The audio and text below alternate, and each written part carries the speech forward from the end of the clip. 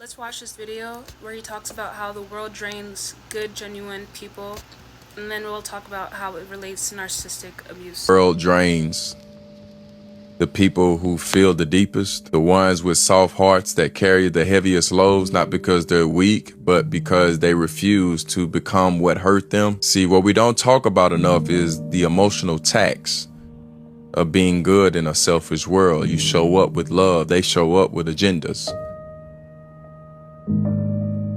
You give to build, they take to survive. It's like being fluent in a language that no one wants to understand anymore. You speak soul, they speak convenience. And then you're left wondering, is there something wrong with me? No, there's something right with you. But right doesn't always feel rewarding at first. The truth is having a good heart comes with consequences.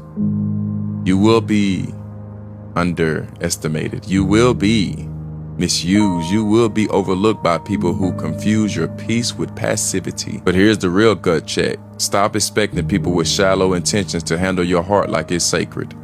It's not their job to protect it. It's your job to guard it without guilt. So no, don't stop loving. Don't stop caring. But stop letting your love be the lesson for people who refuse.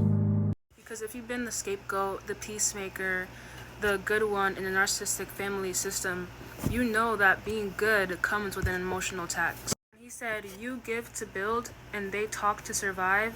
That one hit deep. Because when you're dealing with a narcissist, you're not talking and dealing with someone who will meet you in the middle. You're dealing with someone who will always have an agenda, who every conversation is filtered through, how can I win this? What can I get from this? Do I feel or look more powerful after this? So of course it feels draining. Of course it feels lopsided. You're pouring from a cup that they never help fill.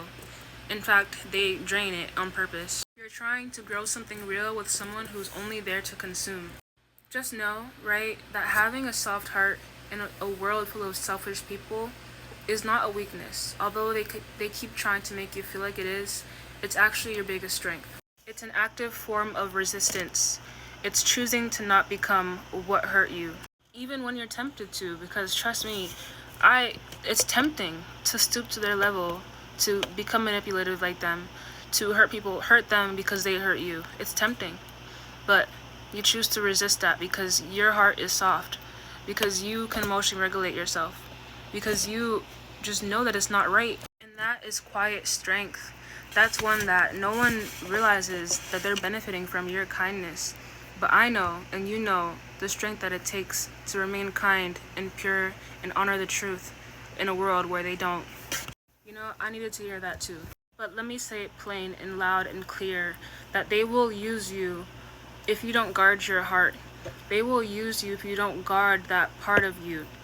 And there's a difference, which I think a lot of narc survivors, we don't know where the line crosses between being just a kind person and overextending ourselves, being people pleasers, and just eating the abuse, just eating it, taking it to the face. But people who refuse to self-reflect will use your empathy and just eat it like a bullet. It's always the genuine ones who get told you are too soft, or you're too sensitive, or you care too much, or you're trying to argue all the time, when really we're just feeling the feelings that they just avoid to feel.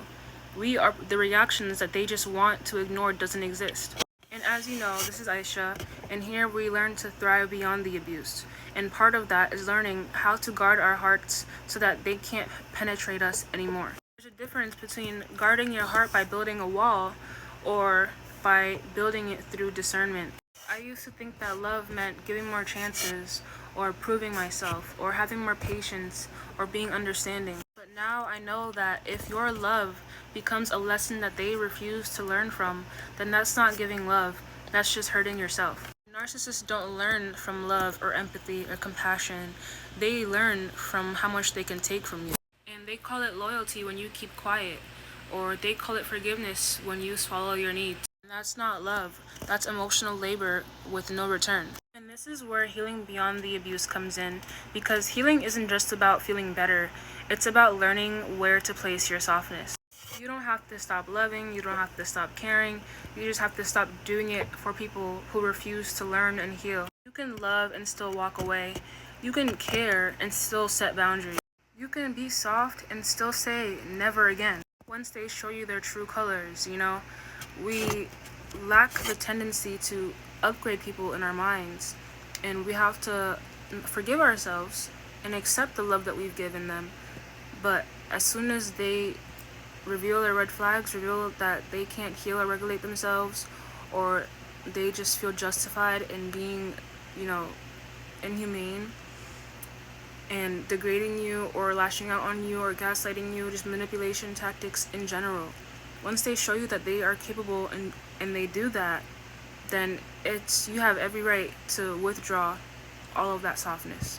I was told that I was too emotional or too vocal or too much, when really I was just resisting being emotionally numb. I was resisting letting them emotionally punch me and not react out loud, just as loud as the abuse was. So now, when you are vocal, when you speak your truth, you are speaking up for the version of you that was too scared or too broken down or too confused to do that. No longer stay quiet to keep the peace, because that peace was really your silent suffering. It came at the cost of your joy, your safety, your nervous system. If you've been listening to this and you have been told that your kindness is a flaw, just know that it's not.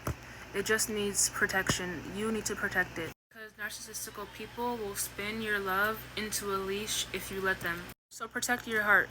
Not by shutting it down, but by refusing to let it be a revolving door for people who refuse to heal. You deserve reciprocity. You deserve restoration. You deserve love that sees you, not just uses you. Healing beyond the abuse means that you stop proving your worth and you just start embodying it. Again, this is Aisha, and here we don't focus on them and giving them our energy still by thinking about them, talking about them. We're gonna shift our energy and our precious spotlight of attention back to ourselves and our healing and our growth and thriving beyond the abuse. So thank you for tuning in, and see you next time.